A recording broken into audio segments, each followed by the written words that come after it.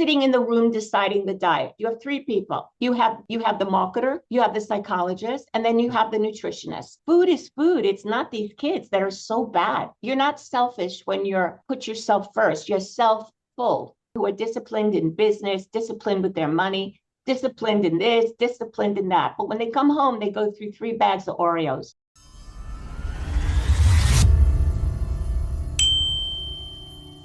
Hello, everyone, and welcome to a new episode of Redesign Your Life Today, the podcast where transformation begins from the inside out, when we turn self-sabotage into self-mastery and reconnect with the wisdom that allows us to live with clarity, confidence, and purpose. Today's guest is a very special guest. I'm very honored to have Sora Vernikoff with us. Sora Vernikoff is a no-diet weight loss coach, #1 Amazon best-selling author of Eat What You Want, Stop When You Want, and the creator of a revolutionary system that helps people make peace with food, their body, and themselves after healing her own compulsive overeating for more than 20 years ago. So, Sora, welcome very much to this show. And I would like you to introduce you a little further. Who is Sora and what brought you to write this book and really to specialize in this area?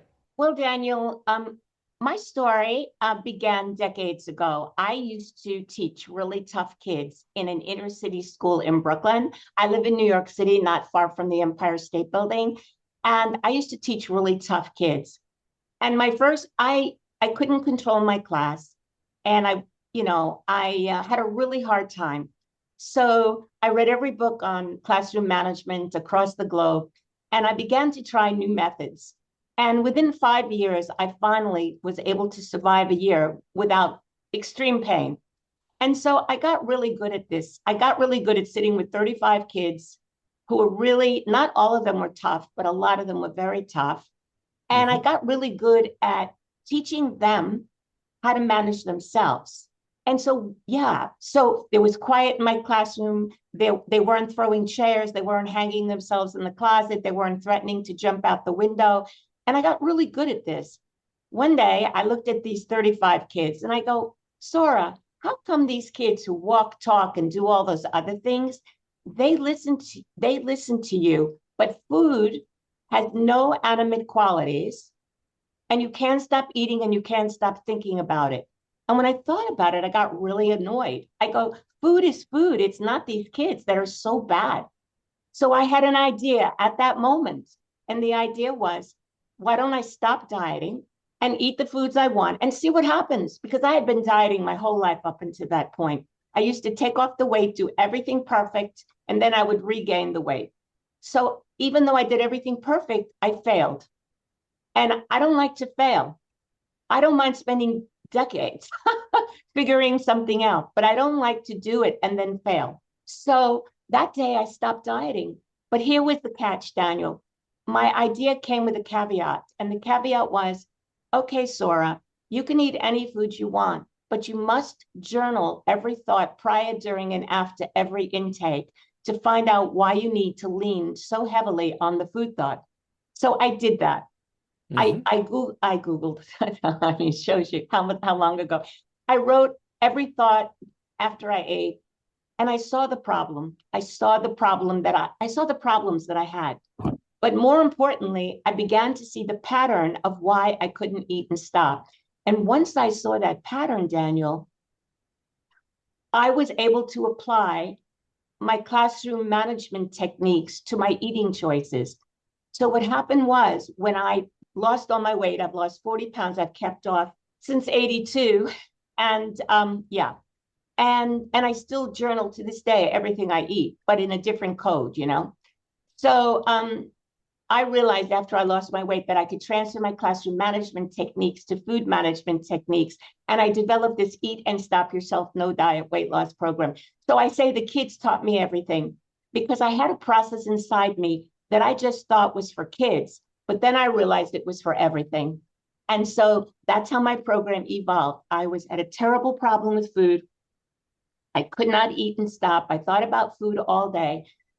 And I was graced with this ability to take a very difficult and complex topic and make it very understandable in a program format because I'm an educator. Wow, this is such a powerful story, Sarah, and thank you so Oh, much thank you. for sharing. And so you healed yourself from compulsive overeating long before the current anti-diet movement. What was the real inner shift that changed everything for you? You know, Daniel, that's a really good question, but there was not one. There was not one. I'm still in process. I mean, I hold myself extremely accountable for my emotional self-regulation because I grew up in a family where there was none. And so I didn't even have a chance to figure out who I was, let alone how to regulate my more authentic self because I was so whatever. So, so I still to this day monitor my food choices by my emotional state. So I'm very committed to my emotional well-being because that wasn't a gift that I was given by my parents, you know. So there wasn't one. Every day there's a new idea. Oh. But if I did have revelations, like you say, it was during the time that I developed the program. So when I started developing the program, I would teach it to people and people would just say things that were so revealing to me, like, and I hadn't thought of that. You see, I love different people's perspectives. I'm all about perspective. So Mhm. I love perspective. So I learn through my clients. You know, I learn as much from my clients as I do from my own work. And that's the really great part of this. But it wasn't one shift, Daniel. It was decades of shifts, decades. Okay, well, thank you. Thank you for that. And obviously, people speak about, regulation of the nervous system. Correct. And sometimes you hear that if people eat too much or drink or smoke or even take drugs, it's not that they want to do that, but it's about dealing with your nervous system because you are not connected with yourself any longer. How important this was for you to kind of work with this? Well, I'm beyond passionate about this. Hmm. I am beyond passionate about being my best self. And part of being my best self is, my training, Daniel, my training ultimately as an educator was to become as non-reactive as possible. Because when you're with 35 kids all day, 5 days a week, um, you've got to figure out how to stay calm, how to be non-reactive, how to manage very difficult situations in a very calm tone. So and then I had hundreds of unhappy dieters come to me. And so I'm your cheerleader, so I'm going to cheer you on because I know you can do whatever you want. You just have to decide you want it. So that's it. It's not so hard. You have to take a decision. You have to say, I've dieted, I've tried it, it's not working for me. Is there something wrong with me? Wait, what is this woman saying? Maybe I want to take a look at it. So I'm all about emotional regulation because I had a mother who was completely non-regulated, and I had a father who was completely a rageaholic. So it was a very difficult situation. So I'm only into peace. I want peace. I want peace in myself, and then peace can be negotiated. But if you don't have peace within yourself, you cannot negotiate peace. Yes, absolutely. And you see, obviously, I'm a mental fitness coach. So what you are saying resonates a lot with me. And now you just talked about your parents, the way they were. How important is the childhood in our habits, as far as you know? Because for me, the 7 first years of your life kind of determine who you are because you take everything without filter. So here's the deal. I'm kind of a Facebook addict, and because I love to reduce everything to its smallest component, I don't like to get lost in all these words. I get a headache. Mhm. So, So I found a saying on Facebook, which really sums up what you said, Daniel. And that is, you may not be responsible. You may not be the cause of your wound, but you are responsible for your healing. Mhm. So my parents, now that they're not here anymore, my parents, I know, did the best they could with their limited awareness and their wounds. Mhm. They were very wounded, each of them in their way, but they also had good qualities. So they were very wounded. So from their wound position, they did the best they could to raise me. The problem is their best wasn't good enough for who I am. Mhm. And so what they did is I watched these things on Facebook with these babies being born. I want to share this with your listener. The babies are born. They take the mother right out. They take the baby out and they show the baby. I said, you know what? I came out happy, ready to take on life, ready to have fun, ready to do nice things. And now what happened to me? My parents they put me in a box. I chose to go in a box to get their love. I chose. Okay. So I've Mhm. spent the last decades choosing to get out of the box. So that's the struggle. My parents are no longer here, but when you change, then your parents have a hard time with you, but you have to decide that you choose you. Simone Biles made the cover of Time or Newsweek that I hang in my room, and that is, I chose me. So, Daniel, I choose me. And if someone's not happy, that's okay. I'm not for everybody, but I'm for me. Well, again, you see, thank you so much for sharing this. You see, the expression which comes to mind is self-love, and self-compassion. And a lot of people don't know because they are raised thinking, oh, you've got to be good with others, but oh, looking after yourself would be selfish. No, How? but yeah, but I want to, I hate, no, I don't mean to interrupt, but the thing about selfish, I have a new way. You're not selfish when put yourself first. You're self-full. E- You're Exactly, self-full. exactly, and exactly yourself full, and the more you look after yourself physically, emotionally, spiritually, mentally, the more you are going to evolve and the more you are going to reflect it to the outside world. You know, when I was growing up, my mother was all about how people see you. She was all about superficial because she had no self-regulation and she had no control over her life. Mhm. But for me, it's not important. For me, yes. For me, the most important thing is I've got me. I have my back. That's the most important thing. I'm very spiritual and I believe that I'm not in charge. I am not in charge. Well, that's a lot of freedom for me because I know I'm not in control. I mean, I know that. So my job is I do my best and I give the rest to God. That's my motto. These people that think they're in control, it's a joke. I'm sorry. It's a joke. You're not in control because God controls your breath. And you're born with your first breath and you leave with your last breath.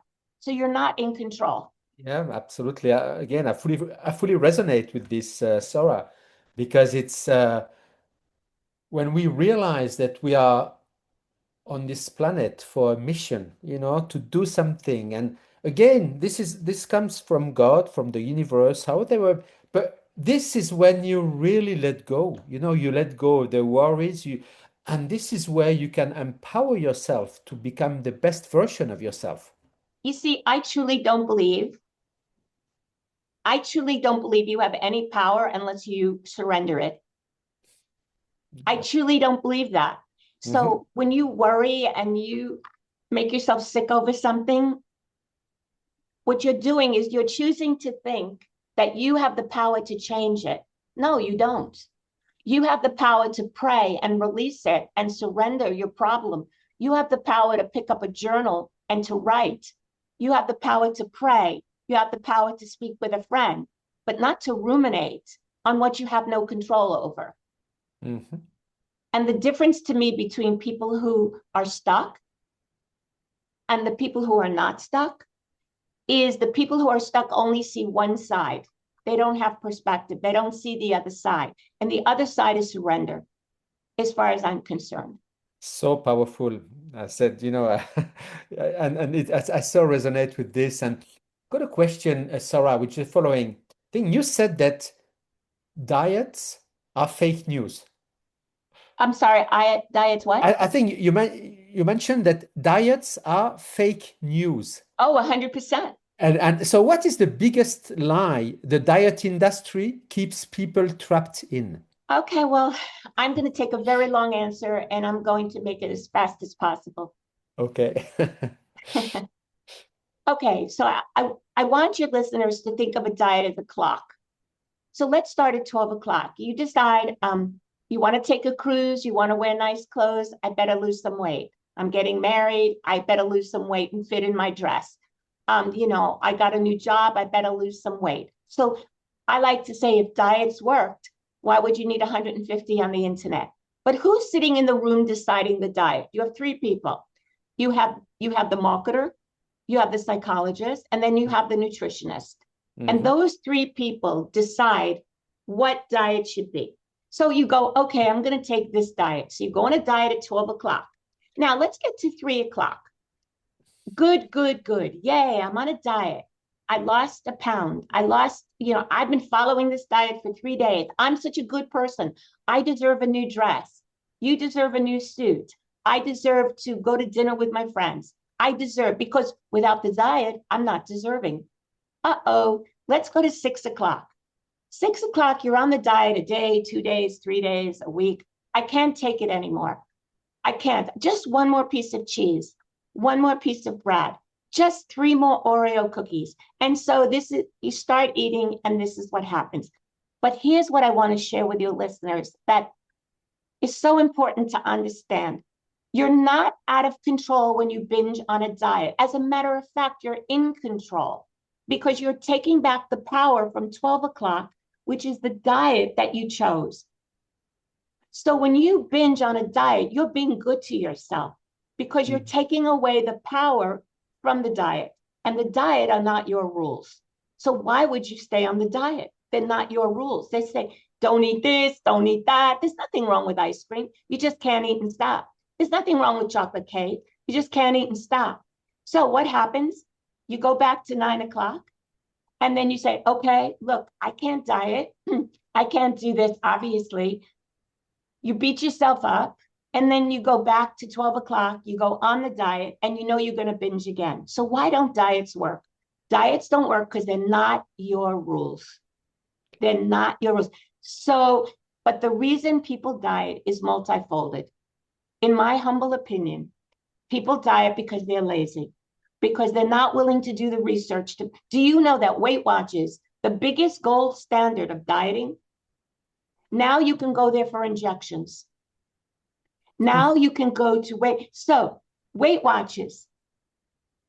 Now you can go for injections. So if diets worked after all these decades, why would Weight Watchers, the gold standard of weight loss, give injections? Because diets don't work because they're not your rules. Exactly. Yeah, your rules. They're not your rules. If you want chocolate cake, listen, I used to have a roommate. She could eat any food she wanted and stop. And I said, I was born that way. What happened? I was born with the choice to eat and stop. What happened? And then I saw what happened. And now I have that choice again. This is so powerful. Exactly. It's so powerful. And so I appreciate you, Daniel, for saying that because it's been a very long, very hard journey. But I did it and I have no regrets. yeah, exactly. And when we make a choice, I mean, really, it's about, I think we have to have first a compelling reason. And what comes to mind, Sora, is that, I mean, for me, it's like adopting in my life a healthy style of eating, of walking. This is just that. I mean, I'm, afterwards, and sometimes, of course, I can get some chocolates, I can get things, but it's really, for me, it's not about dieting. It's about what is good for me, you know? But you're normal. You see, but Daniel, you're normal. So let me explain why you're normal. As a matter of fact, I have another book coming out in a in about a year plus. Okay. And that book will explain your what you just said, why that doesn't work for everyone. You see, you're okay. You're okay with food. So let me take you on another journey. Mm-hmm. I, in my humble opinion, I've decided that people only think about two kinds of thoughts a day. That is a food thought or a non-food thought. This Mm-hmm. universally. Okay. Now imagine that you have a chip in your brain and that every night you take out your chip, you put it in your computer and you print it out. Now there's two color squares. There's red and there's green. Daniel, you have 21 green squares of non-food thoughts and 14 red squares of food thoughts because you're normal. You don't overthink food thoughts. But when I started my journey, I had 21 red squares Mm-hmm. and 14 green squares.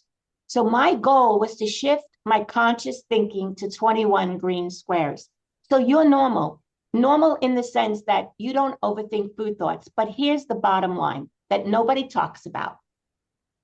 No one who has, in my opinion, no one that has a food problem has conscious control over the immediate release of a food thought because they come from your subconscious thinking. And you cannot stop the repetition of the thought on the way down from the subconscious to the conscious. So my program allows you to see the food thoughts coming down and you know you can't stop and lets you ask yourself a question to immediately stop the visual repetition, which you cannot do consciously without my program. And Okay. And actually, Sarah, can you go a little deeper in your program? You know, how do you help people? What are the main points in your program? well, there's no main points. That's the good news. Ah, okay. You know, all this main point business, this is nothing personal. I think your questions are magnificent. Um, there's no main point. It's a mind management process. Okay. And Uh-huh. it's different for everyone. I never talk about food in my book. Oh, So, yeah. uh-huh. Wow. This is amazing for a book which is about diet. This is amazing. Wonderful.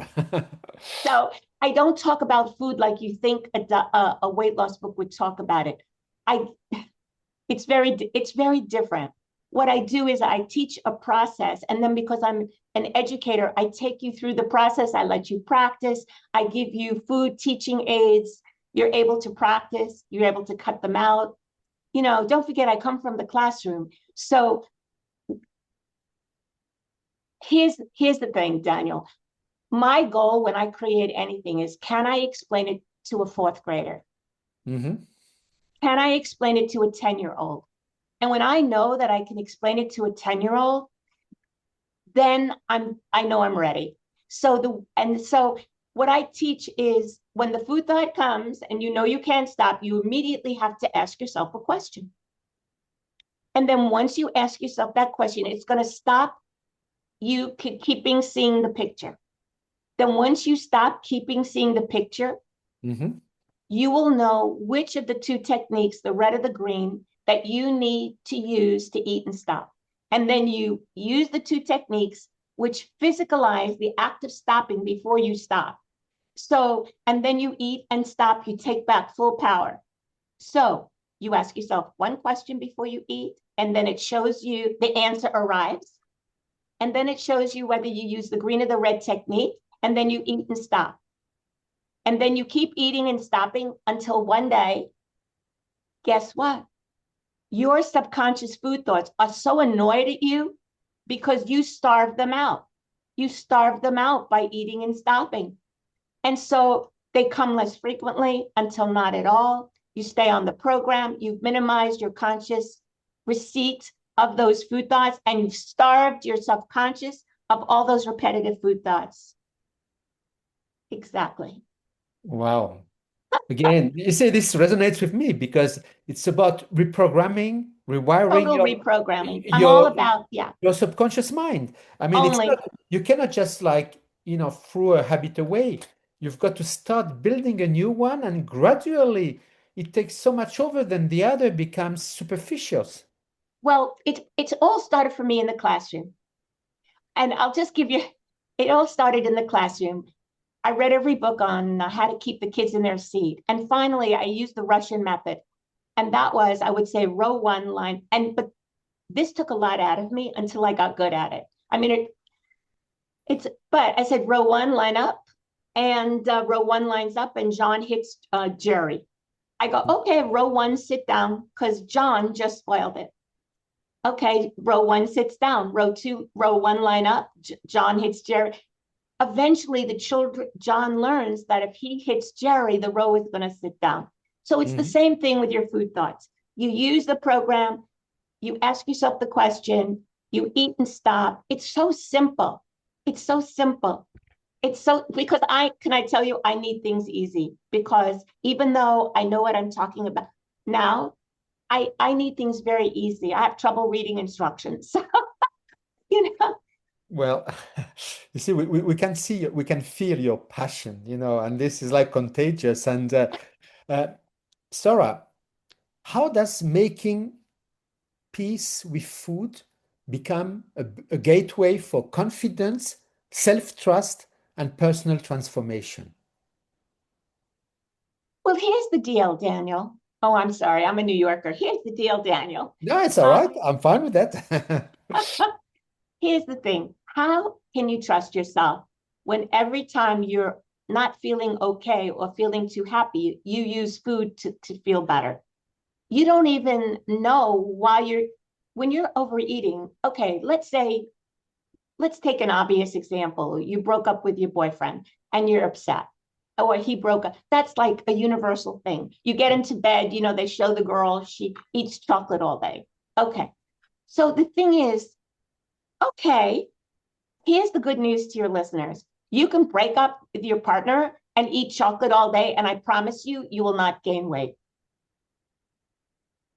So you see, because I will not gain weight over anyone. So, but it's built into the program without going into details. You're able to eat chocolate all day and lose weight. As a matter of fact, I did. So, because chocolate was destroying me. So now I'm best friends with chocolate. You can't be confident. Look at all these people who are disciplined in business, disciplined with their money, disciplined in this, disciplined in that. But when they come home, they go through 3 bags of Oreos. Why? Because they really don't know who they are. They really don't know who they are, because the whole day they manage as a fake person, a limited mindset of who they are. So the trick is, once you manage food, you can become to take the layers off, Exactly, and become the true, authentic version of yourself. And the child the baby you were born to be. Exactly. And actually, exactly. Yeah. And remember all the dreams you had as a child, everything was possible. And afterwards, we all got programmed and Oh, this is please. where we have to become ourselves again. I have to say, this has been absolutely fantastic, Sarah, listening to you. And as a last question, I mean, if our listeners could take 2 or 3 steps today to start their no diet journey, not just with food, but with life, what would it be? Today, 2 or 3 steps. That's a really loaded question, I, Daniel. I know, I know. Just but what would you say? The first thing I would advise all your listeners to do is I want your listeners to understand that all the answers are in them. That all the answers are in them. So the first thing I want them to do is to buy a notebook and a pen. And I want them to start writing about what makes them unhappy. Just ask yourself the question, why do I overeat? Just write it down. And then just start writing. Do you know, I journal to this day for decades. I never read it, but I need to take a look.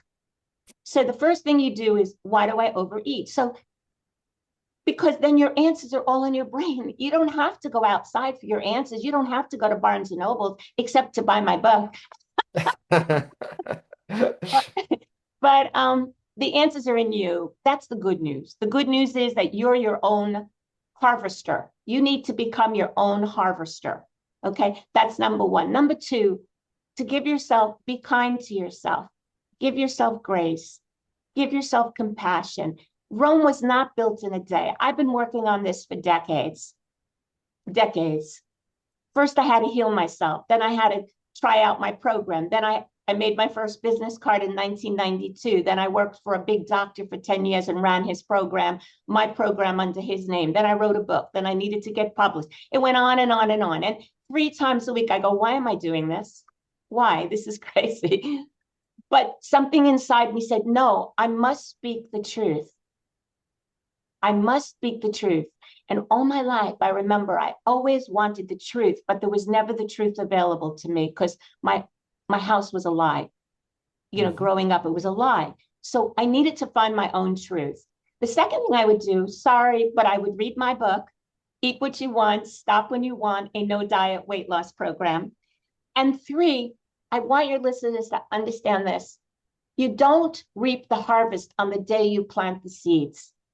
So just love yourself wherever you are. When I started this journey, I was size 16 and I'm very thin now. And I bought all new clothes at size 16. I said, no, I want to like myself in 16. This is where I am now. Now is all you have. Now is all you have. So love yourself now, 16, 20, 24. It doesn't matter where you are. It's the beginning of a new beginning. So start there. That's my advice. Well, thank you so much. I mean, you see, this conversation has been such a powerful reminder that lasting transformation doesn't come from control. It comes from awareness, self-trust, and compassion. And you have shown all our viewers that making peace with food is really about making peace with ourselves. And that is true freedom. So thank you very much for the incredible work you are doing and for bringing this liberating message to the world. And My pleasure, Daniel. yes, well, last but not least, Sora, when people want to work with you, to contact you, what's the best way? Oh, yes. If anyone would like to speak with me to see if this is something they would like to work with me, I have coaching options. But first, we could have a free hi call where you just say, hi, Sora. You fill out the form, you go, hi, Sora. And then we talk about it. And then I support you 100%. And they can reach me at nodieting.net, www.nodieting.net. Nodieting.net. Well, again, thank you. It's been absolutely a pleasure to talk to you, and I think we'll have other conversations in the future. And thank you very much to all our viewers, for being with us. And I hope you took a lot from this conversation and from Sora's wisdom. So, and please, if I have one request to everyone, share this episode with your friends, with families, with everybody who will benefit by that, because you see, so many people are on diets for the wrong reasons and do things, and really they need to hear this message. So thank you so much to everyone, and I will see you all at the next episode. Bye bye.